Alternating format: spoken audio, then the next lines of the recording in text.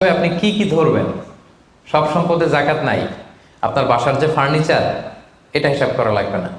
আপনার যে ফ্রিজ, আপনার যে এয়ারকন, আপনার যে থাকার যে ফ্ল্যাটটা, আপনার যে বাংলো বাড়ি, এগুলোতে কোনো জাকাত নাই। আপনার চলার জন্য যে গাড়িটা লাগে, এগুলোতে কোনো জাকাত নাই।